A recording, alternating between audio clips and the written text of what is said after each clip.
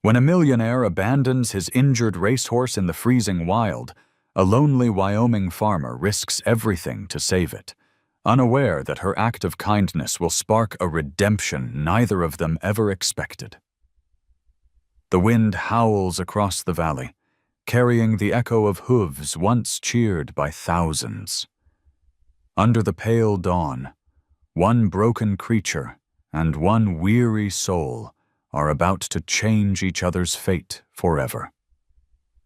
The morning sun poured over Churchill Downs like liquid gold, glinting off the rails and the polished saddles of the finest horses in the country. In the grandstand, beneath a sea of designer hats and champagne glasses, Richard Hale sat in his private box. He wore a charcoal gray suit, crisp and cold as the man himself, and his eyes were locked on the track.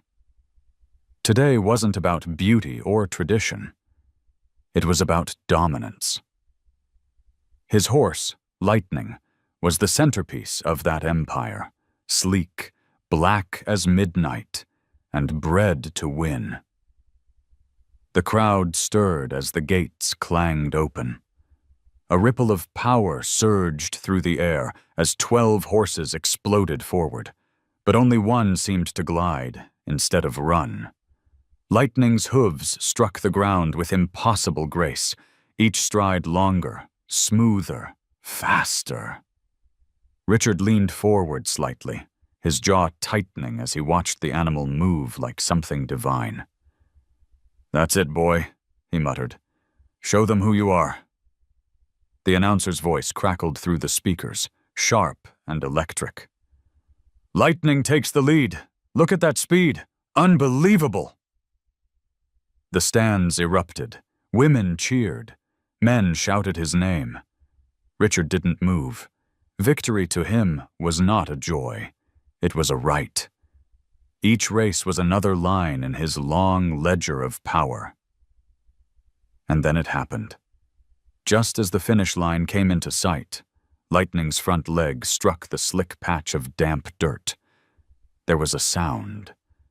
A small, snapping crack, barely audible over the roar, but the animal's body faltered. In an instant, all that momentum turned into silence.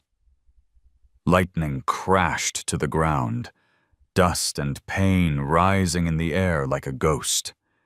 The crowd gasped. The announcer stopped mid-sentence. Richard's expression froze. His empire, his pride, his invincible horse lay trembling in the dirt. Trainers ran to the scene, their white shirts flashing against the chaos.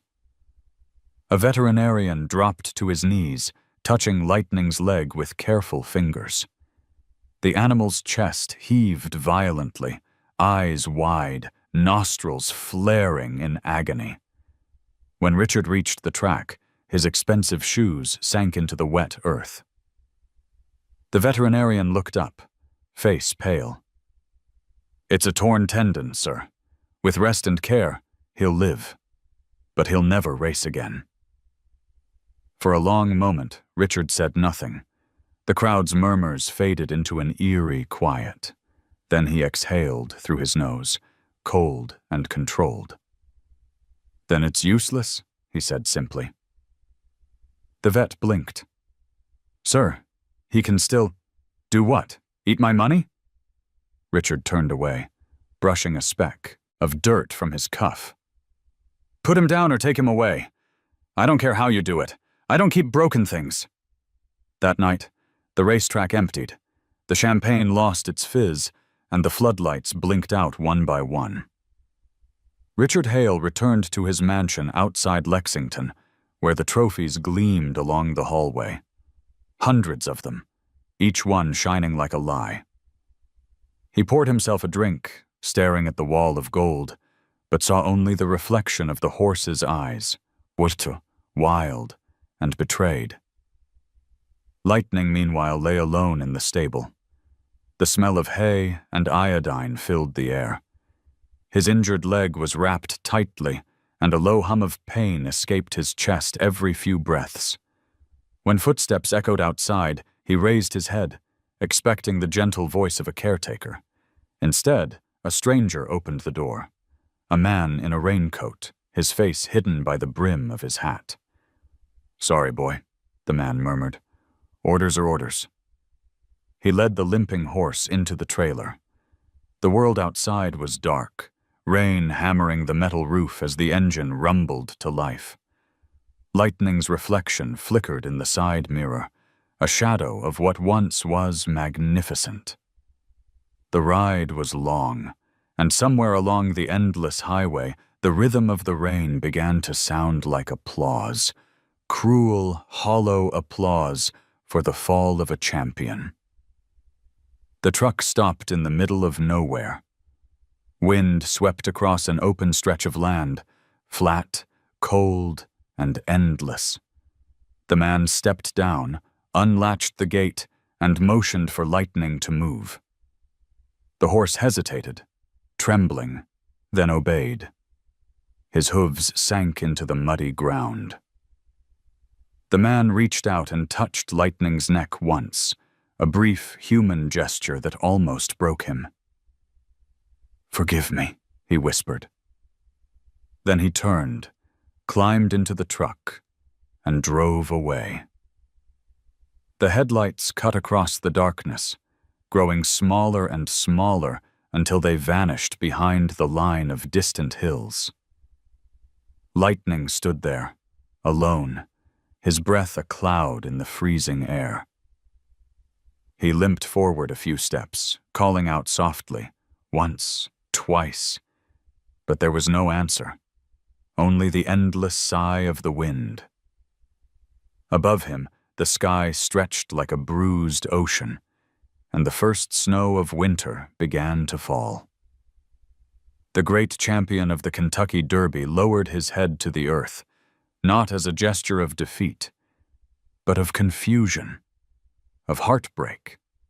For the first time in his life, Lightning had no finish line to run toward. And far away, in a quiet valley in Wyoming, the dawn would soon rise, where another life, another soul was about to awaken, unknowingly waiting for him. The storm had passed hours ago, leaving the Kentucky backroads slick and shining beneath the truck's headlights. The driver's hands trembled slightly on the steering wheel. He was an old ranch hand, one of the few who still cared about the animals he transported. But tonight, he was paid to forget that part of himself. Behind him, in the rattling trailer, Lightning shifted, the chains clinking softly with each bump in the road. For miles, there was nothing but darkness and rain. The radio hissed with static. Somewhere along the way, the man turned it off and drove in silence, his face pale in the glow of the dashboard. "I'm sorry, boy," he muttered again, words swallowed by the hum of the engine. He didn't know exactly where he was going, just that it was far enough, as Mr. Hale had ordered. Far enough to erase the memory. When the truck finally stopped, dawn had barely touched the horizon. The road was empty. No houses, no fences, no lights. Only the endless stretch of open country where the earth met the sky. The driver stepped out, boots sinking into the mud, and opened the back gate. Lightning hesitated. His breath came out in plumes of white against the cold air, his body trembling from exhaustion. The man tugged gently on the rope. "Go on now," he whispered, voice breaking. "You're free, I guess." The horse limped forward, his injured leg stiff and fragile. He looked around, confused, the wind cutting through his mane. The man untied the rope and stepped back. For a moment, Lightning turned his head. Their eyes met. One full of guilt, the other full of questions no human could answer. Then the truck door slammed, the engine roared, and the vehicle pulled away, throwing mud behind its tires.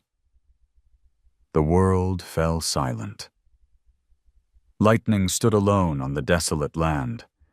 The air smelled of wet dirt and frost. He took one uncertain step, then another, his hooves squelching in the mud.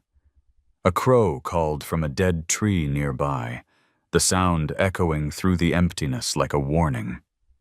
There was no barn, no fence, no voice calling his name, only the whisper of the prairie wind, endless and cold. He walked until the pain grew unbearable, then rested beside a cluster of dry reeds near a narrow creek. The water there was thin and silver, moving slow as glass. When he bent to drink, his reflection rippled across the surface, no longer the proud racehorse of Lexington, but a shadow, ribs faintly visible beneath a coat dulled by rain and despair. He tried to lift his head high, as he once did when the crowd roared his name, but the strength was gone. He was simply another forgotten animal now, a casualty of someone's ambition. By afternoon, the sky cleared into a dull gray. Lightning began to wander again, following the faint scent of grass. Hunger gnawed at him, but every step sent a shock of pain through his leg. He paused often, resting his weight awkwardly, eyes scanning the horizon for movement. The land was vast, rolling hills stretching toward Wyoming's distant edge. Somewhere beyond those hills, there were farms, small, struggling, and stubbornly alive. And there, unbeknownst to him, lived a young woman whose heart still believed in second chances. As evening fell, coyotes cried in the distance. Lightning's ears flicked toward the sound, instinct urging him to move, but his body refused. He found a patch of dry ground beneath a leaning pine and folded down, breathing hard. The smell of damp earth mixed with the sharp resin of pine needles. He closed his eyes briefly, and memories flickered. Bright lights, thunderous applause, Richard's cold stare. They came and went like dreams he could no longer touch. The night deepened, heavy and indifferent. A thin veil of snow began to drift from the clouds, dusting his mane and back in white. Lightning didn't shiver. The exhaustion was too deep, the pain too constant. Yet somewhere, buried under that weight, was a spark, the stubborn will that had once carried him across finish lines. He would not die here. Not yet. At dawn, the sun rose pale and distant. Steam rose from his nostrils as he lifted his head and looked toward the west. The wind carried the faint smell of wood smoke. Human life. A direction. He began to walk, slow and uneven, toward it. Across the valley, miles away, smoke indeed curled upward from a small cabin roof. Emma Carter had woken early, as she did every day, to feed her chickens and start the fire. She didn't know that somewhere beyond the ridge, a broken horse was limping toward her life, carrying the weight of someone else's cruelty and his own fading pride. The cold air cut through Lightning's lungs, but he kept moving. His injured leg trembled, each step a struggle. By midday, he reached the edge of the valley where the snow had melted into patches of soft, wet earth. There, at last, he stopped. The sound of running water drifted from nearby, the same creek that wound behind Emma's small Wyoming farm. He lowered his head and drank greedily, the icy water burning down his throat. His body sagged, trembling with relief. A quiet peace settled over the land. The sky had cleared completely now, painted in soft blues and whites. Birds returned, circling above him. He didn't notice. He only felt the warmth of the sun seeping into his back, dulling the ache in his bones. For the first time in days, he rested without fear. And then, footsteps, light, rhythmic, and human, the faint sound of a bucket clinking against metal. Lightning's ears twitched. He lifted his head, eyes narrowing toward the noise. Over the curve of the hill, a figure appeared. Small, slender, moving slowly down the path toward the creek. A young woman. She walked with a steady pace, her brown hair braided loosely, a red scarf fluttering against the wind. She didn't see him yet, too focused on her task. Lightning froze, unsure whether to flee or stay. But the exhaustion anchored him. He remained still, watching her. The woman stopped at the water's edge and crouched, dipping her buckets into the stream. That's when she noticed the reflection beside hers. Dark, breathing, and alive. She turned sharply, and their eyes met for the first time. The wind held its breath. He didn't move. She didn't either. Between them stretched a fragile line. Fear, curiosity, and something older than either of them could name. The woman straightened slowly, whispering under her breath, "Easy, easy, boy." The voice was soft, warm, and familiar in a way that made Lightning's muscles unclench just slightly. The girl took one careful step closer. The morning sun stretched across the Wyoming Valley, washing the hills in soft gold. The air smelled of pine and cold water. Birds trilled in the distance, and the world seemed new again after the storm. Emma Carter moved down the narrow trail with her wooden buckets clanging against one another, her boots sinking into the damp earth. She had walked this path every morning since her father's death, a quiet ritual that kept the silence of their small farm from swallowing her whole. Her cabin sat on a rise just above the creek, surrounded by a patch of fenced land where a few chickens scratched the ground, and a dog named Rusty patrolled like a loyal soldier. Emma's life was simple, almost invisible to the world. Tending animals, mending fences, reading old letters her father had written when times were kinder. But this morning, the air felt different. There was a heaviness to the wind, a pulse beneath the quiet. As she reached the creek, she knelt and lowered her bucket into the water. That's when she saw it. Another reflection beside hers. Dark. Rippling. Enormous. She froze. Slowly, she turned her head. Just a few yards away, half hidden by the reeds, stood a horse. Its coat shimmered in shades of black and bronze beneath the sunlight, but it was coated in mud, and one leg trembled as it struggled to stand. Emma's breath caught. She had seen wild horses before, but this one was different. His eyes weren't wild. They were wounded, intelligent, almost human. "Easy," she whispered, her voice barely a breath. The horse flinched, but didn't flee. His ears twitched toward her, uncertain. Rusty barked sharply behind her. Emma turned quickly, raising her hand.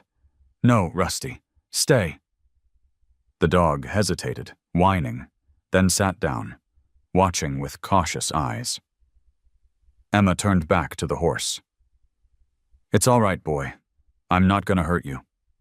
She took a slow step forward, then another. The horse shifted, weight pressed to his uninjured leg. A thin cut streaked his flank, dried blood turning dark against his coat. His breathing was shallow, labored. Emma's heart clenched.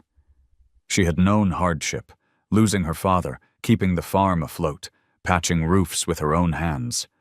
But she had never seen suffering like this. "Who did this to you?" she murmured, her voice cracking. The wind answered with nothing but silence. She reached into her coat pocket and pulled out a small crust of bread she had meant for her breakfast.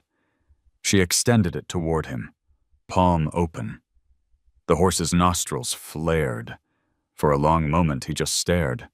Then, slowly, his head lowered, lips brushing against her palm. The soft weight of his breath made her eyes sting. "There now," she said, softly. "You see? I'm no threat." She stepped closer until she could see the faint scars along his neck, the brand barely visible beneath the dirt. Someone had owned him. Someone who'd cared enough to mark possession, but not enough to keep him safe. Emma noticed the swelling in his front leg, the way he favored it with every movement. Her mind raced through what little she knew of horse care. Her father had kept a few work horses years ago, and she remembered the smell of liniment and hay, the way he spoke to them as if they were people. "You need rest," she whispered, "and clean water. Maybe I can help you." Lightning, though she didn't yet know his name, lifted his head, studying her face. His eyes were deep pools of exhaustion and fragile trust. In that gaze, Emma saw something she recognized, the quiet, stubborn will to keep living when everything else had turned away. Carefully, she looped a piece of rope from her bucket handle, forming a rough lead. "I'll take you home," she said, almost to herself. The horse hesitated when she slipped the rope around his neck, but didn't resist. His body trembled as he took the first step beside her, then another. The walk back was slow, every movement measured. Emma kept talking, softly, constantly, as if her words could bridge the distance between fear and faith. "You'll be okay. I'll find some herbs, wrap that leg, maybe call Dr. Mason if I can afford it." She smiled faintly, though there was no one to see it. "I don't have much, but I've got a warm stall and clean straw. That's something, right?" When they reached the small barn beside her cabin, she led him inside. The space was old, patched together with mismatched boards and the faint smell of hay. Rusty trailed behind, tail low but curious. Emma guided the horse to a corner where a pile of dry straw waited. He hesitated before lowering himself slowly, wincing as his injured leg folded beneath him. Emma knelt beside him, brushing the mud from his coat. "You poor thing," she murmured. "How long have you been out there alone?" The horse turned his head slightly, his dark eye reflecting her face in its glossy surface. She fetched a bucket of clean water and set it near his head. He drank deeply, splashing some across the floor. The sound filled the small space like music.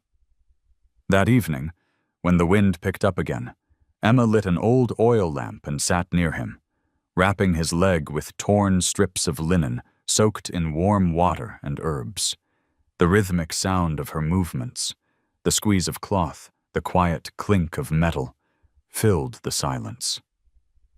Outside, Rusty barked once, then fell quiet. "You're safe now," she whispered, tying off the bandage. "No one's gonna hurt you again." The horse shifted, his heavy head sinking toward the straw. Emma reached out, resting a hand gently on his neck. The warmth beneath her palm was steady, alive. The horse exhaled a long, slow breath, the kind that comes when something broken finally stops resisting. Emma leaned back against the wooden wall, exhaustion settling over her. The lamplight flickered, painting their shadows across the boards. Somewhere in the distance, an owl called. She looked at the sleeping horse and smiled softly. "I think I'll call you Lightning," she whispered. "You deserve a name that remembers who you used to be."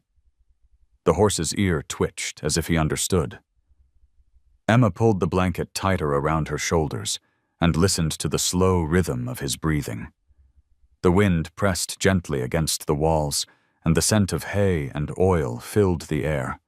For the first time in months, she didn't feel alone. Outside, the moon climbed high over the valley, silvering the roof of the little barn. Two souls, one wounded, one weary, had found each other in a world that had forgotten them both. And when the night finally settled into stillness, Emma whispered a promise to the dark. "We'll get through this, you and I." Lightning stirred, his tail flicking once, a quiet answer in the silence. The first morning after she found him, the barn smelled of damp hay and slow hope. Sunlight leaked through the cracks in the wooden boards, striping the dirt floor with gold. Emma Carter woke to the sound of breathing, steady, heavy, and for a moment, she forgot there was another living creature sharing her world again. Then she remembered. The horse, Lightning, the stranger she'd brought home from the river. She rose quietly, brushing dust from her jeans, and stepped toward the stall. Lightning stood awkwardly, his weight still favoring his left foreleg. His coat, now dried, revealed a hidden beauty beneath the mud. Deep chestnut darkened to near black along the spine, the sheen of muscle dimmed by neglect. When Emma spoke, her voice was soft but sure.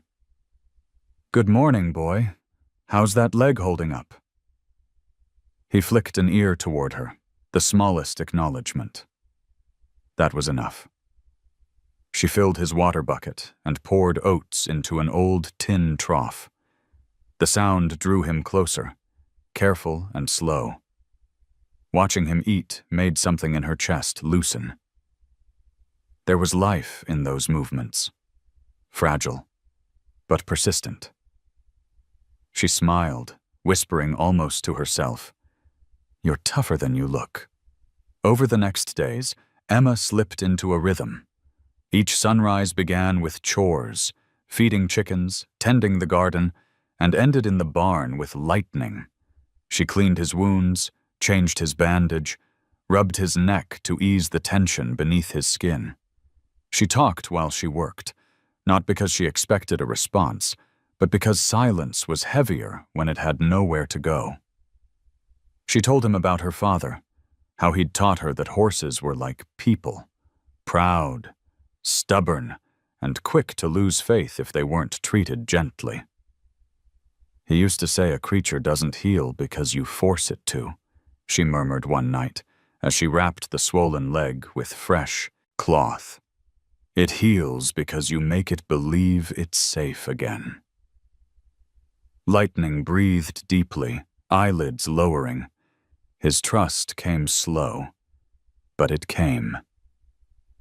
On the 5th day, Emma decided to let him try walking outside.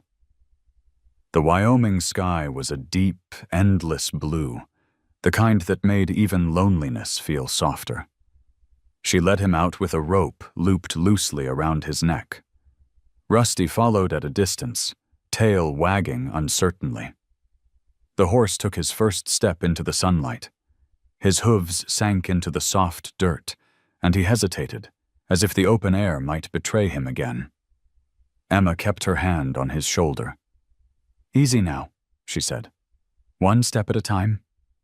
He limped forward, muscles trembling, but the world didn't collapse beneath him this time. The second step came easier. The third, almost natural. By the time they reached the edge of the pasture, the rhythm had steadied. Emma laughed softly, a sound that startled even her. "Look at you," she said. "You're doing it." Lightning paused, lifted his head toward the wind, and for a heartbeat, his posture changed. The weak, beaten creature she'd rescued was gone. In his place stood the faint outline of something noble. His mane stirred against the breeze, his eyes brightening with a trace of the fire he once carried. That night, Emma sat on the porch with a cup of coffee, watching the last glow of sunset fade behind the mountains. The valley had always been quiet, but now the silence carried a different weight. Hope, she realized, had a sound. It was the slow rhythm of breathing from the barn, the creak of boards, the beating of a heart too stubborn to give up. The following week brought small miracles, the kind no one writes about. Lightning began to nicker softly when Emma entered the barn, no longer wary of her touch. He learned to nudge her shoulder when she forgot to bring him an apple. He even tolerated Rusty's curious sniffs, though the dog would retreat quickly after each uncertain whinny. One afternoon, while brushing Lightning's coat, Emma discovered a faint scar along his neck, a burn mark shaped like a brand. She traced it with her fingertips, her brow furrowing. "Someone owned you," she whispered. "Someone who didn't deserve you." Lightning turned his head slightly, eyes meeting hers. For a long moment, neither moved. Emma sighed, continuing her strokes with the brush. "Doesn't matter now. You're mine as long as you want to be."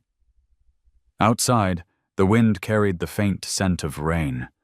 The sound of thunder rolled far away, but Emma felt no fear this time.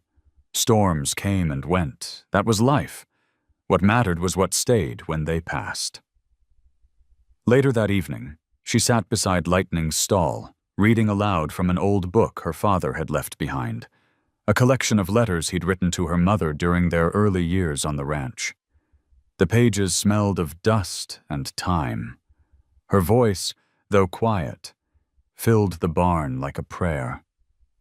"Don't let this land harden. You," she read softly. "Kindness is a language the wind remembers." She looked up at Lightning. "Guess that's why you found me, huh?" The horse snorted gently, almost as if in agreement. Emma smiled, closing the book. Weeks passed. The swelling in his leg went down, the limp easing with each day. He began to wander farther, grazing near the fence line. Sometimes Emma would catch him staring toward the mountains, as if remembering a different life, a world of thunderous applause and polished saddles. But when she called his name, he would turn back to her. One evening, as the sun burned low and orange, Lightning trotted, truly trotted, for the first time. It was uneven and brief, but it was real. Emma gasped, her hands flying to her mouth. "You did it!" she laughed, tears stinging her eyes. He stopped, turned toward her, and exhaled sharply, the sound like pride rediscovered. That night, Emma wrote in her journal by lamplight, "Some things heal quietly, without anyone noticing." Maybe that's how miracles work. They don't arrive loud. They grow, one heartbeat at a time. Outside, Lightning lay in the straw, eyes half closed, the faint hum of crickets rising in the distance. The moonlight softened the edges of everything. Barn walls, fences, hearts. In that quiet Wyoming valley, a woman and a broken horse were teaching each other how to live again. And neither of them knew that far away, in a city lined with marble and glass, the man who had abandoned him was about to hear his name spoken once more. In the city, glass towers pierced the morning sky, and Richard Hale's reflection stared back at him from the window of his penthouse. The man in the glass looked older than he remembered, his hair grayer, his jaw harder, the lines around his eyes deeper. Below, the streets pulsed with life, every sound sharp and certain. Yet, beneath all that movement, Richard felt a dull hum of unease, the kind that creeps into quiet moments and never quite leaves. He poured coffee into a porcelain cup, its surface trembling in his hand. The front page of the Lexington Herald lay open on the counter. The headline wasn't about his company's latest expansion or another of his winning horses. Instead, it was a human interest story. Local woman rescues injured horse in Wyoming. The photograph beneath the title caught his attention like a strike of lightning. There it was. That face. That body. That unmistakable dark coat and proud head lowered in trust beside a young woman in a flannel shirt. Richard's heart stopped. Lightning. The article was short but detailed.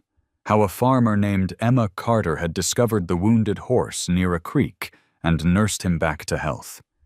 It even mentioned that the horse had a faint racing brand. Almost illegible now, but enough to trace its origin to Kentucky. Richard's hand clenched around the cup until porcelain cracked. Coffee spilled across the newspaper, blurring the ink for a butts. Moment. He simply stared at the mess, his breath tight. He could have ignored it, should have. The horse was gone, written off, buried under 100 other failures and successes. But pride is a cruel master. It whispers that nothing you once owned should belong to anyone else. Mr. Hale? A voice came from the doorway. His assistant, Margaret, stood there holding a folder. She hesitated when she saw his face. Are you all right? Richard's eyes lifted, cold and distant. Get me Hale and Winston Law. Tell them I want confirmation. That horse is mine. Within hours, the lawyers had traced the photo back to a small Wyoming town, a remote valley barely visible on the map. They confirmed the horse's brand matched the one from Richard's stable. It appears the woman's kept it alive, one of them said through the speakerphone.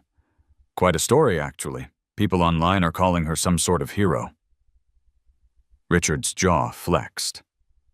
A hero, he repeated, the word sour in his mouth.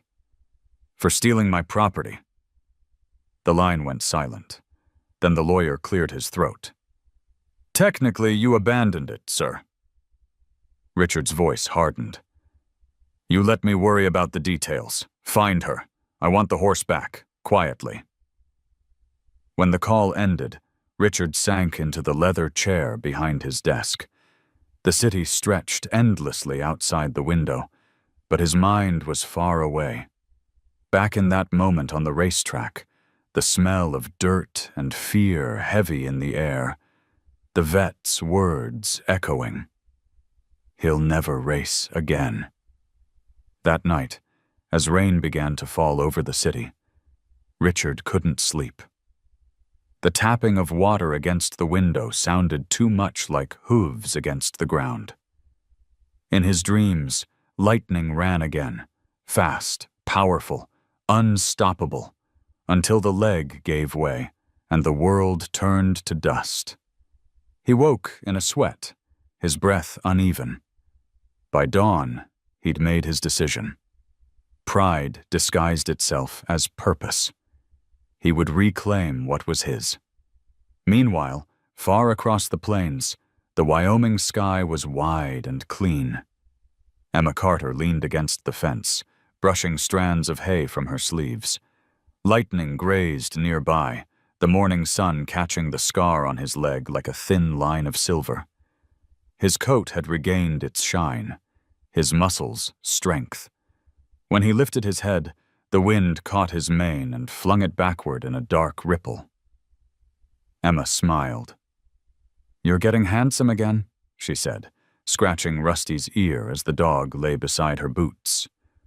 Her neighbor, Sam Walker, rode up on his mule with a slow wave. He was a tall man with a weathered face and a permanent half-smile. He's looking better every time I come around, Sam said. Didn't think he'd make it through the winter. He's tougher than he looks, Emma replied. Aren't we all? Sam chuckled, glancing at the horse. You ever figure out where he came from? Emma shook her head. No. Doesn't really matter, does it? Whoever had him before didn't deserve him. Sam's gaze drifted to the faint brand on Lightning's neck. Still, that mark's not from around here. You might have found yourself something important. Emma frowned, brushing her hand across the scar. He's just Lightning. That's all I need to know. Sam nodded, but didn't press further. As he rode off, the question lingered in the air like dust. That evening, when the sun slipped behind the ridge, Emma lit her lamp and began writing in her notebook. Simple records of chores, expenses, and thoughts. Lightning's leg improving. Fence repair tomorrow. Sold eggs to the millers. Then, almost without thinking, she added, Sometimes I wonder who hurt him. Sometimes I think maybe I understand. Outside, a truck engine echoed faintly in the distance, far too early in the season for visitors. Lightning lifted his head, ears pricking toward the sound. The noise faded, leaving only the whisper of the wind through the grass. 2 days later, strangers appeared at the general store in town. Men in pressed jackets and polished boots, their accents wrong for Wyoming. They asked about a woman named Emma Carter and a large black horse. The shopkeeper, old Mr. Briggs, squinted at them but said little. News traveled fast, though, and by sunset, it reached Emma's ears. She stood at the porch railing, hands tightening around the wood. They're looking for you, she murmured, eyes fixed on Lightning. He stood calm beneath the spreading shadow of the barn, his tail swishing lazily. He didn't know. He couldn't. But Emma did. She'd seen that look before, the kind of men who came not because they cared, but because they wanted to own. That night, she couldn't sleep. She sat by the window, the lamplight flickering against her face. Outside, Lightning moved in slow circles within the pasture, the moonlight tracing the line of his back like silver fire. She thought of the brand again, the scarred reminder of whoever had claimed him before fate had set him free. They're not taking you, she whispered into the dark. Not after everything. Miles away, Richard Hale's private jet touched down at a regional airfield just outside Jackson Hole. The engines hissed to silence, and he stepped onto the tarmac, his long coat whipping in the cold wind. His assistant handed him a folder. Maps, property lines, the name Emma Carter printed in neat type. Let's finish this quickly, Richard said, his voice low. The wind carried his words away, scattering them across the mountains. Back at the farm, Emma opened the barn door one last time before sleep. Lightning lifted his head, eyes catching the lamplight. She walked to him, brushing his mane with her fingers. Whatever happens, she said softly, we'll face it together. The horse leaned into her touch, steady and warm. The night pressed close around them, filled with the weight of things unspoken, the kind of silence that always comes before a storm, the morning. Broke clear and cold, the kind of Wyoming dawn that paints every blade of grass silver. Emma Carter was in the barn early, sweeping the floor, humming softly to herself. Lightning stood in the stall behind her, his dark coat gleaming beneath the weak sunlight seeping through the slats. He had grown strong again, his limp almost gone, though his scar remained. A pale, jagged memory against his neck. Rusty lay stretched out by the door, tail flicking in his sleep. Everything felt still. Ordinary. Safe. Then, in the distance, came the faint sound of hooves. Slow, deliberate. Not the hurried rhythm of a rancher or the clatter of a passing rider, but something heavier, synchronized, too steady to belong to anyone from town. Lightning's ears twitched. He lifted his head sharply, nostrils flaring. Emma froze, broom suspended mid-air. A moment later, a knock echoed against the wooden post outside. 3 firm raps, polite but sharp enough to slice the morning silence. Emma stepped into the light, squinting against the brightness. At the end of her dirt driveway stood 2 men in long coats beside a truck that gleamed too clean for these parts. One of them, tall and lean, held a folder in his hand. The other wore dark sunglasses despite the pale sun. "Miss Carter?" the tall one called, his tone businesslike. "We're here on behalf of Mr. Richard Hale of Lexington, Kentucky." The name struck Emma like a cold hand. She didn't answer. The man continued, taking a step forward. "We're looking for a horse, registered under the name Lightning, marked with a racing brand. We have reason to believe you might have him." Emma's pulse thudded in her ears. Behind her, Lightning shifted, sensing her tension. She turned slightly toward him, her voice calm but edged with steel. "You have no reason to be on my land. Whatever you're looking for, it isn't here." The man gave a polite smile that didn't reach his eyes. "We're not here to cause trouble. But the horse in question is Mr. Hale's property, abandoned due to medical circumstances. He's within his rights to reclaim it." Emma crossed her arms. "Abandoned, you said? Then he gave up those rights. You don't get to throw something away and expect it to come running back when you change your mind." The second man adjusted his sunglasses, his tone cooler. "You may not want to make this difficult, Miss Carter. Mr. Hale is a powerful man." "I've seen powerful men before," she replied evenly. "They all sound the same." For a long moment, no one moved. Even the wind seemed to hold still. The first man finally spoke again, his voice softening. "We understand you've cared for the animal. Mr. Hale would compensate you fairly for your trouble." He extended the folder, its edges crisp and white against the rough world around them. Emma didn't take it.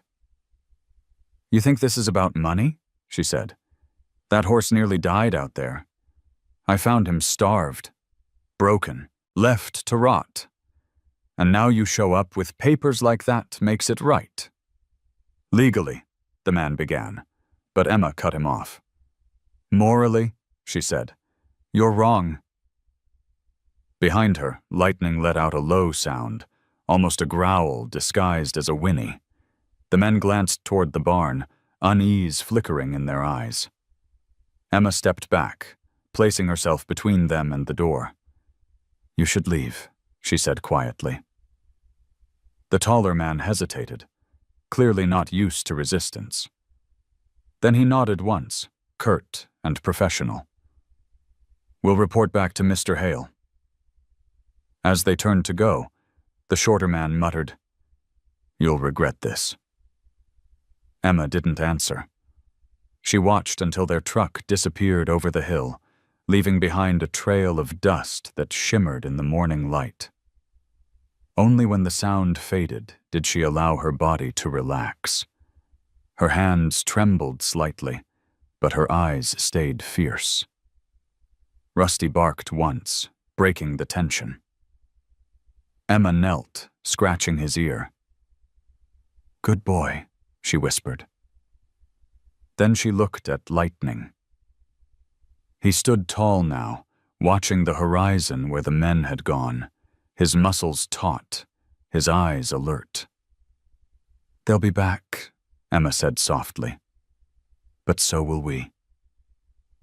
The rest of the day passed in uneasy calm. She worked harder than usual, mending fences, hauling feed, stacking hay, tasks that normally soothed her, but now only filled the silence. Every creak of the windmill, every passing truck made her look up. That evening, Sam Walker stopped by with a bundle of firewood. "You look like you've seen a ghost," he said, handing her the logs. Something like that, she replied, forcing a smile. Sam leaned on the fence. Those men from town came asking questions. Suits, shiny boots. I didn't like their look. Emma's stomach tightened. They were here this morning. Sam's face darkened. What did they want? The horse. He spat into the dirt, shaking his head. Figured it'd be something like that. People like that don't come all this way for nothing. What are you gonna do? Emma glanced toward the barn, where Lightning's silhouette moved slowly against the lamplight. I don't know yet, but I'm not giving him up. Sam studied her for a moment, then nodded. You got a good heart, Emma. Just make sure it doesn't get you hurt. When night fell, the farm settled into its usual rhythm, the creak of the barn, the rustle of the wind through the cottonwoods. Emma sat by the window, staring into the darkness. Her reflection in the glass looked older somehow, lined by worry. Lightning stood outside, head lowered, grazing quietly beneath the stars. The moonlight traced his scar like a silver thread. He looked peaceful, but Emma knew that peace was fragile, hanging by a thread between two worlds, the simple one she'd built and the cruel one coming to reclaim him. She rose and stepped outside. The air was crisp, the sky vast. Lightning lifted his head when she approached. She reached up to stroke his muzzle, her breath visible in the cold. They'll try again, she whispered. But they don't know us, do they? We're not afraid of storms. The horse blinked slowly, leaning into her touch. She smiled faintly. Tomorrow, we'll fix the north fence. And maybe we'll ride a little. The promise hung between them like a vow. Far away, in a warm hotel room in town, Richard Hale poured himself a drink and stared at a stack of reports on his desk. She refused? He asked quietly. His lawyer nodded. She was persuasive. Richard's jaw tightened. Then I'll go myself. Lightning's world had once been defined by racetracks and crowds, Emma's by fields and quiet mornings, but soon both worlds would collide beneath the same sky, and neither would ever be the same again. The day Richard Hale arrived, the sky was the color of steel. Clouds hung low over the mountains, pressing the air into a strange, expectant stillness. Emma Carter sensed it before she saw him. The birds had gone quiet.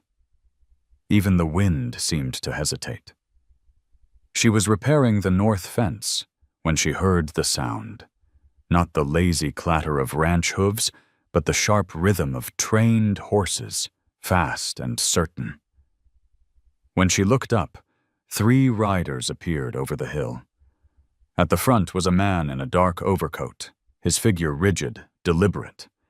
He didn't look like he belonged to this land. Lightning, grazing nearby, lifted his head and froze. Emma felt her throat tighten. She dropped the hammer in her hand, brushing dirt from her jeans as she stood. The rider stopped at the edge of her property. The man dismounted slowly, movements precise, controlled. When he removed his hat, Emma recognized him immediately, not because she had seen him before, but because everything about him fit the image she had drawn in her mind of the one who had left Lightning to die. Richard Hale didn't need to introduce himself. The arrogance in his posture did it for him. "Miss Carter," he said, his voice deep and calm, honed by years of authority. "I believe you have something that belongs to me." Emma crossed her arms. "If you mean the horse, you're mistaken. He doesn't belong to anyone." Richard's mouth twitched, almost into a smile, but not quite. "You're young," he said, "and idealistic. I can appreciate that. But property is property. You found him. I'm grateful. I'll make sure you're compensated." "I don't want your money," she said. "That's convenient," he replied. Because this isn't about what you want. It's about what's right. Emma laughed quietly, shaking her head. Right? You left him bleeding in the cold. You threw him away because he wasn't perfect anymore. Richard's gaze hardened. He was a racehorse, Miss Carter, not a pet. You don't understand what that means. I understand exactly what it means, she said. It means you cared more about winning than about living things. A long silence fell between them. The only sound was the wind stirring through the dry grass. Rusty growled from the porch, low and steady. Richard took a step closer. I'm not your enemy, he said. I came here to settle this peacefully, but I will not be humiliated by a stranger who doesn't know the world she's stepping into. Emma didn't move.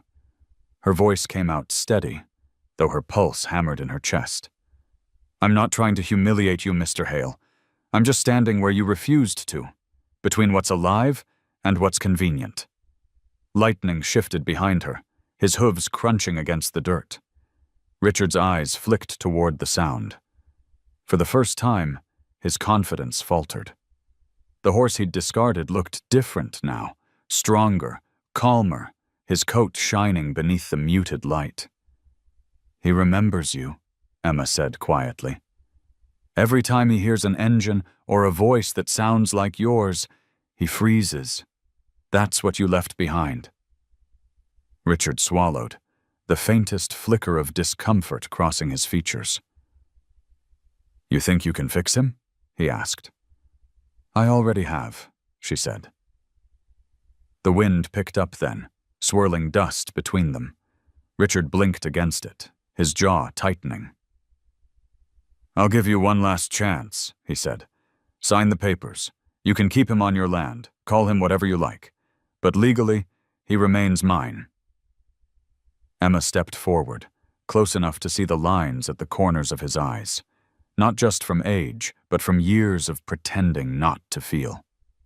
You can't own something that chose to leave you, she said. Not him. Not anymore. For a moment, the two simply stared at each other. Then from behind her, lightning moved. He limped forward, not in fear, but with purpose.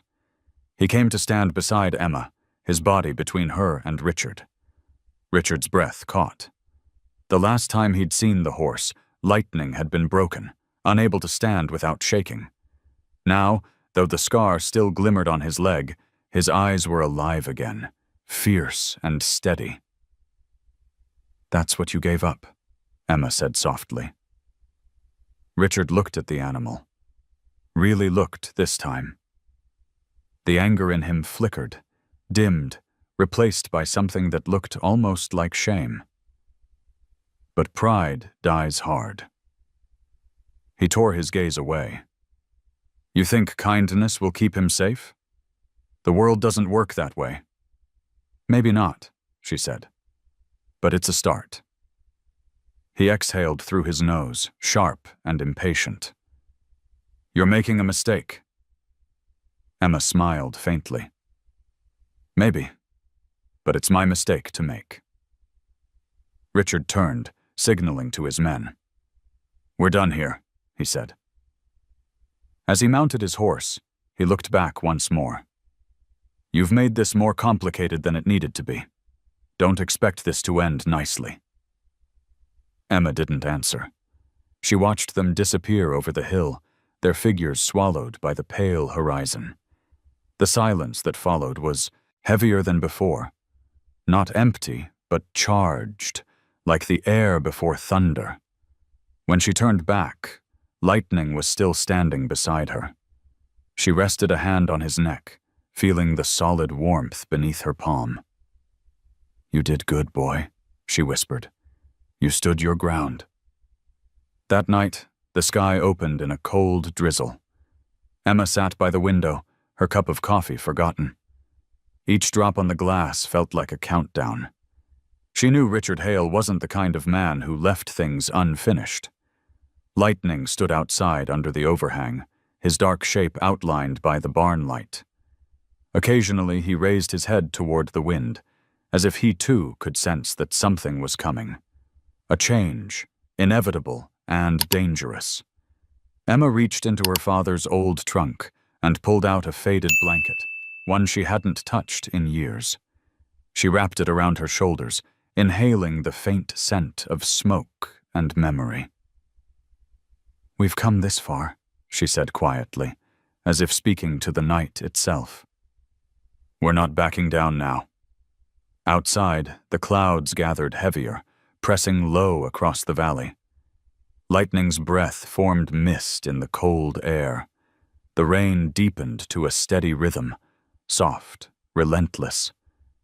And somewhere beyond those hills, Richard Hale lay awake in a hotel bed, staring at the ceiling, wondering why the sound of that horse's name still echoed in his mind.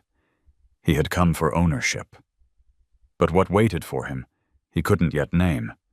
Not loss, not redemption, but something in between. Something he had forgotten how to feel. The storm arrived without warning, rolling over the mountains like an army. By dusk, the Wyoming sky had turned a strange greenish gray, heavy and low. Emma Carter could feel it in her bones before the first thunder cracked. The horses in nearby fields began to whinny, restless, stamping their hooves. Inside the barn, Lightning shifted uneasily, his breath hot against the cool air. Rusty barked once, then crawled beneath the porch, whining. Emma hurried to close the windows, her hands trembling as the wind pressed against the walls of the cabin. The air smelled of rain and electricity, that sharp, metallic scent that meant trouble. She grabbed her old jacket and ran toward the barn, shouting over the rising wind, "Easy, boy! I'm here!" Inside, the air pulsed with tension. Lightning's eyes were wide, reflecting each flash of lightning that tore across the valley. The thunder hit seconds later, loud enough to rattle the boards. The horse reared slightly, striking the stall gate. Emma ran forward, grabbing the rope, her fingers burning against the coarse fiber. "It's all right, it's just noise," she cried, though her own heart was hammering so hard she could barely hear her words. Another flash lit the sky. The door to the barn swung open, slamming against the wall. Rain swept in, cold and violent. Lightning jerked back, his muscles quivering.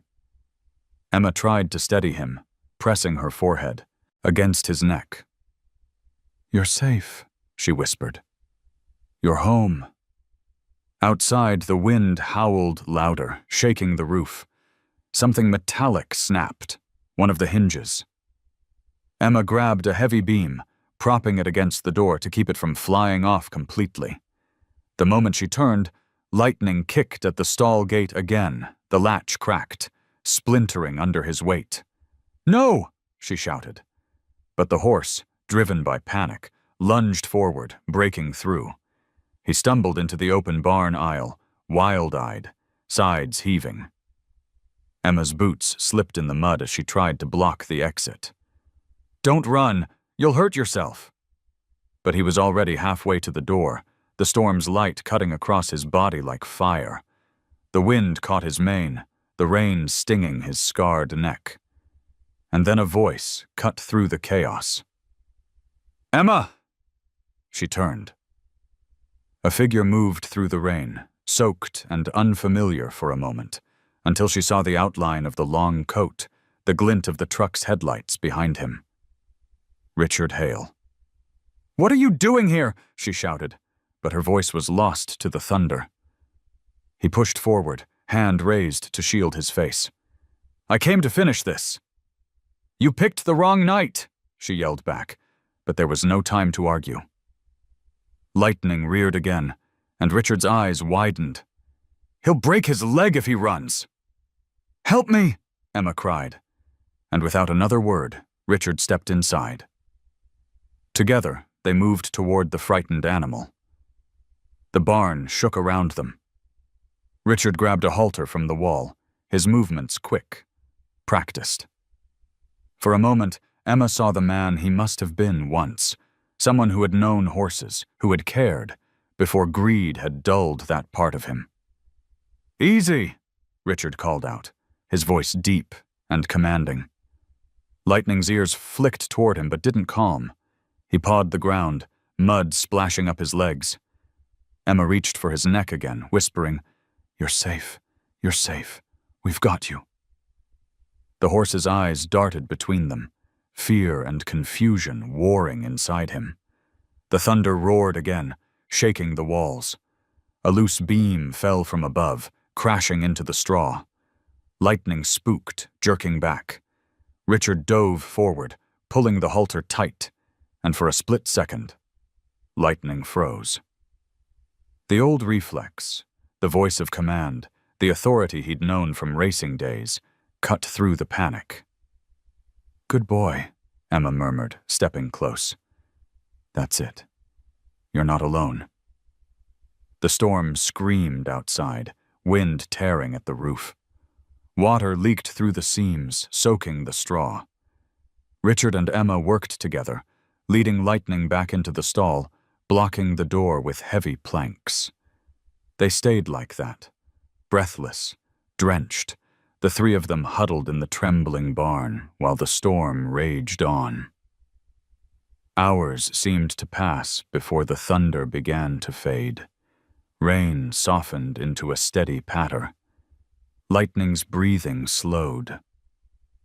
Emma leaned against his shoulder, exhausted, her hair plastered to her face.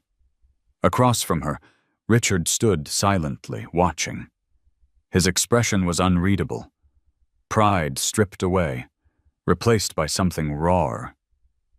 "You risked your life for him," he said finally. His voice was low, almost a whisper. "I didn't think about it," she replied. "When you care about something, you just move." Richard looked at the horse, then back at her. "You think he cares about you? You think animals remember who saves them?" Emma met his gaze. "Maybe not in the way you mean. But he's here, isn't he? Alive. Isn't that what matters?" Richard exhaled slowly, glancing at the scar on Lightning's leg. "He shouldn't have survived that race," he murmured. "He shouldn't have survived me." Emma studied him for a moment. The man who had once spoken like a king now sounded like a man facing the ruins of his own choices. "People change," she said softly. "Sometimes it just takes a storm to shake them awake." For a while, they listened to the rain. Lightning's head drooped, finally calm. The lamp Emma had hung from the beam flickered, its light trembling across Richard's face. When the silence settled between them, it wasn't hostile anymore. It was human. Richard stepped toward the stall door, resting a hand on the frame. "I came here to take him back," he said. "Now I'm not so sure why I'm here at all." Emma said nothing. She just watched him. The man who had once thrown away everything for pride, now standing like someone who had nothing left to prove. He looked at her again, rain still dripping from his hair. "You could have let him go," he said. "You didn't have to fight for him." Emma smiled faintly. "Neither did you tonight." He hesitated, then nodded once, quietly. Without another word, he turned and stepped out into the fading storm. The rain had thinned to mist, and the valley glowed faintly under the pale moonlight. His boots left dark prints in the mud, already filling with water as he walked away. Emma stayed where she was, listening until the sound of his footsteps disappeared. Then she turned to Lightning. The horse blinked slowly, calm again, his breathing deep and steady. She brushed her fingers over his neck. "You see?" she whispered. "Even storms pass." Outside, the clouds began to break apart, revealing a strip of clear sky. The moon shone brighter, casting silver across the soaked land. Somewhere far off, the first notes of dawn were beginning. Inside the barn, Emma sat beside Lightning until the world was quiet again. She didn't know what tomorrow would bring, whether Richard Hale would return or whether the peace would hold. But for now, there was warmth and breath and the soft sound of rain on wood. And that was enough. The storm left behind a world rinsed clean. By morning, the fields around Emma's farm glistened beneath a fragile light, the air still damp with the scent of rain and soil. The clouds had broken apart into thin ribbons across the Wyoming sky. It was the kind of calm that follows chaos, not silence, but something deeper. A kind of surrender. Lightning stood outside the barn, steam rising from his coat as the first sunlight touched him. His body bore the marks of what he had survived, the faint scar along his leg, the lean muscle rebuilt through months of care. Emma leaned against the fence, a mug of coffee warming her hands. Her eyes followed the horse's slow, steady movement as he grazed. He was stronger now, surer. For the first time, he looked like he belonged entirely to the land. Sam Walker rode up a few minutes later, his breath visible in the cool morning air. "He looks good," he said, dismounting his mule. "Didn't think he'd pull through that storm." "He's tougher than both of us," Emma replied with a smile. Sam tilted his hat back, squinting at the horizon. "Word in town is there's going to be a festival in Jackson this weekend. State fair, big thing. Folks are bringing their best stock to show off. You should take him. Let people see what you've done." Emma shook her head. "He's been through enough. I don't need strangers gawking at him." Sam leaned against the fence beside her. "Ain't about them gawking. It's about them seeing. There's a difference. You didn't just save a horse, Emma. You reminded people that not everything broken stays that way." She looked out at Lightning again. The wind brushed through his mane, carrying the faint sound of the distant creek. Maybe Sam was right. Maybe it was time for others to see what hope could look like. 2 days later, Emma hitched her old trailer to her truck. Lightning stepped inside without hesitation. His trust was absolute now. Rusty jumped into the passenger seat, tail wagging. As the engine turned over, Emma caught her reflection in the mirror. Tired eyes, wind-chapped cheeks. But there was a light there she hadn't seen in years. The fairgrounds were alive with sound when she arrived. Laughter, music, the sharp calls of auctioneers echoing through the air. Children ran between booths selling fried dough and hand-carved toys. The scent of hay and sweet cider hung everywhere. Emma guided Lightning through the crowd, keeping her hand on his reins. Heads turned as they passed. Whispers followed. "Is that the horse from the papers?" "That's the one she found in the river." "No way he was a racer once." Lightning moved calmly, unbothered. His coat shimmered beneath the sunlight, and his stride, though imperfect, carried a quiet dignity that drew eyes wherever he went. When they reached the exhibition ring, a man with a microphone stepped forward. "Ladies and gentlemen," he announced, "we have a special entry today, a story that's captured the heart of this community. This is Lightning, the horse rescued from the wilds by Miss Emma Carter." Applause rippled through the crowd. Emma's face flushed red as she nodded politely, leading Lightning into the ring. She hadn't come for applause, but the sound carried warmth instead of vanity. It was like hearing the heartbeat of something larger than herself, a shared gratitude that life could still surprise them. She guided Lightning in a slow circle. His movement wasn't perfect, but it was honest. The limp was faint now, the result of countless nights of care and quiet courage. When she stopped in the center, he lifted his head high, eyes bright beneath the sunlight. For a moment, the world seemed to pause. From the edge of the crowd, a figure watched, a man in a dark coat, older, quieter than the last time she'd seen him. Richard Hale stood with his hands in his pockets, his gaze fixed on the horse he'd once thrown away. When Lightning turned his head and their eyes met, something shifted inside him. Gone was the animal of his ambitions. What stood before him was something freer, untamed by greed. He felt the weight of what he had lost, not property, not prestige, but the piece of himself that had known gentleness. After the exhibition, the crowd thinned. People stopped Emma to shake her hand, to thank her for reminding them what compassion looked like.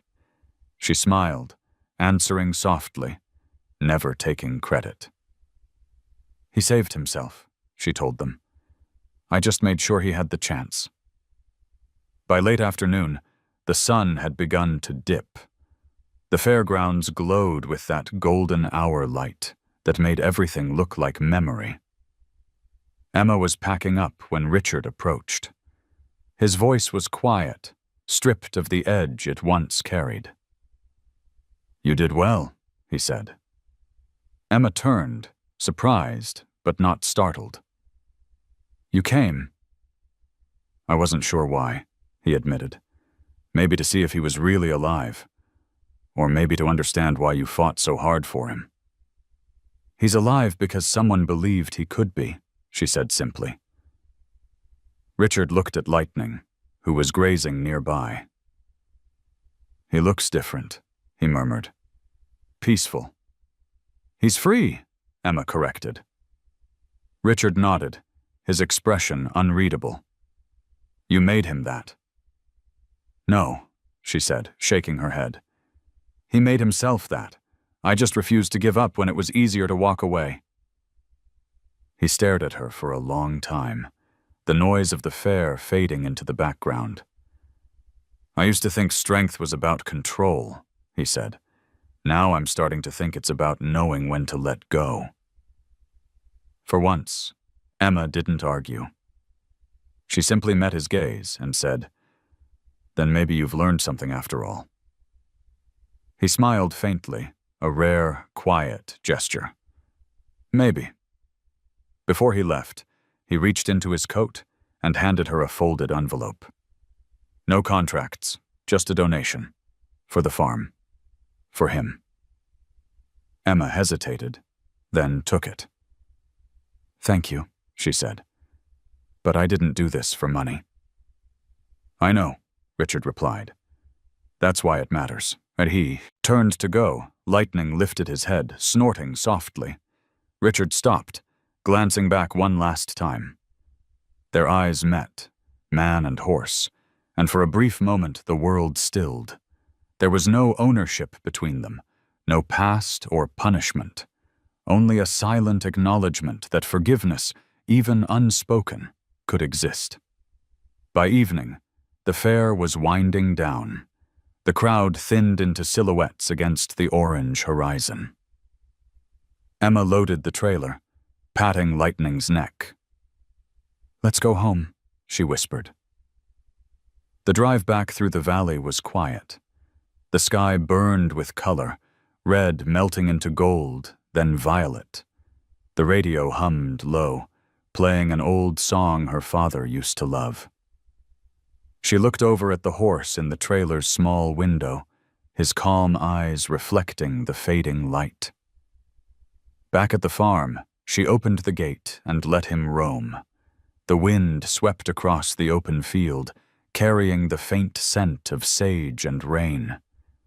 Lightning moved slowly, then faster, his hooves striking the soft ground in a rhythm that felt like triumph.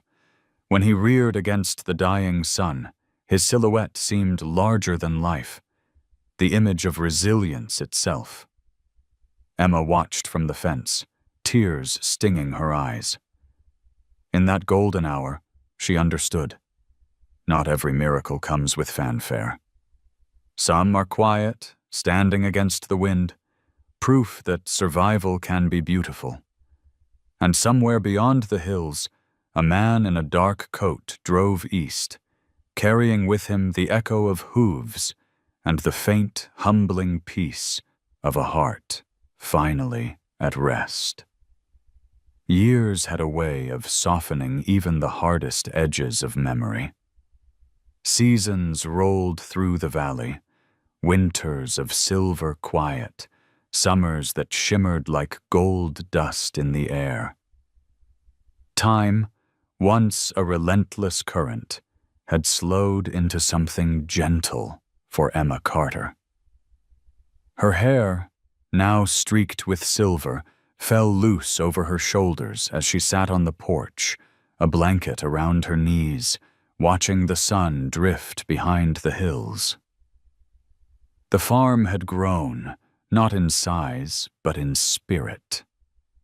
The fences had been mended so many times they told stories of their own. The barn bore new coats of paint, its red walls bright against the fading square. She had built more stalls over the years, each one sheltering an animal that needed saving. A one-eyed mule, a mare with a crooked gait, 2 dogs that refused to be apart. Every creature here had a story, and all of them began the same way. Someone had given up on them before Emma found them. Lightning grazed near the edge of the field, slower now, but still proud. His black coat had faded to deep brown with age, but the light still caught his mane, streaking it with fire whenever he turned his head. The limp was there, faint, almost graceful in its persistence. He didn't race anymore, didn't need to. Every step he took was victory enough. Emma smiled as she watched him move through the grass. She could still remember the sound of his hooves that first night, frantic, desperate, and the way his eyes had met hers by the creek. That was a lifetime ago. She couldn't say who had saved whom anymore. The wind shifted, carrying the smell of sage and rain. Somewhere in the distance, thunder rolled low, the kind that promised a summer storm but never quite delivered. She breathed it in, the taste of it familiar. "You feel that?" she murmured toward the field. "Rain's coming again." Lightning raised his head, ears twitching toward her voice. Even now, after so many years, he still came when she called. He began to walk toward her, slow but steady, his breath visible in the cooling air. As he approached the fence, Emma stood, setting aside her mug of tea. "Come on, old man," she said softly. "You've still got that same look, you know, like you're thinking about running off just to see if I'd come find you." He stopped before her, lowering his head until it brushed against her shoulder. She laughed quietly, the sound soft and worn. "You've always known how to answer without saying a word." The evening deepened around them, painted in orange and violet. Fireflies began to blink among the tall grass, tiny sparks against the dusk. Rusty was long gone now, but a younger dog, one of his offspring, slept at Emma's feet, tail twitching in dreams. The world seemed content, and for once, so was she. On the porch table lay a worn photograph, a picture from years ago, taken at the fair. She and Lightning stood side by side, his coat gleaming, her hand resting on his neck. Behind them, a banner fluttered, "The Miracle Horse of Wyoming."